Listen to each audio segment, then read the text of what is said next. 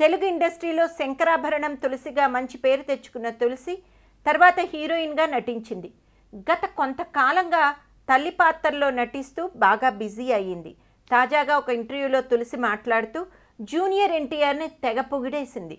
ఇండస్ట్రీలో నందమూరి ఫ్యామిలీ నుంచి వచ్చిన ఎన్టీఆర్ని ఎప్పుడూ చూడలేదట. అయితే ఆయన నటన అంటే మాత్రం చాలా ఇష్టమని చెప్పింది. ఈ మధ్య ఎన్టీఆర్ని కలిసిన తర్వాత ఆయన ఎంత మంచివారో మాటల్లో చెప్పలేని ఎమోషన్కి గురయ్యారు. నేను వస్తున్నానని చెప్తే ముఖ్యమైన సీన్ వదిలేసి మరీ నా కోసం వచ్చారు. నన్ను ఆయన రిసీవ్ చేసుకున్న పద్ధతి చూస్తుంటే నిజంగా ఆశ్చర్యం వేసింది. అయ్యో అమ్మా, మీకెందుకమ్మా నేను వస్తున్నాను అంటూ ఆయన నా దగ్గరికి వచ్చారు. ఆయన్ను కలిసాక ఇంకా అర్థమైంది.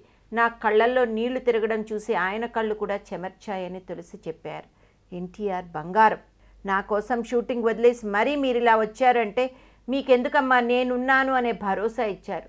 కంట్లో ఆ తడి ఎందుకు రావాలమ్మా అని అన్నారు. అదే నన్ను బాగా కదిలించేసింది అని తులసి అన్నారు. నందమూరి ఫ్యామిలీ నుంచి వచ్చిన నటుడినన్న గర్వం ఎన్టీఆర్లో అసలు లేదని, చాలా సింపుల్గా అందరితో కలిసిపోయే వ్యక్తి అని తులసి సంతోషం వ్యక్తం చేశారు.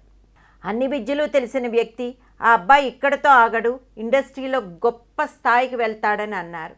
ఆయన అమ్మా అని నన్ను పిలిచారు. నిజమే, నేను ఆయనకు అమ్మలాంటి దాన్ని. ఎన్టీఆర్ బంగారం.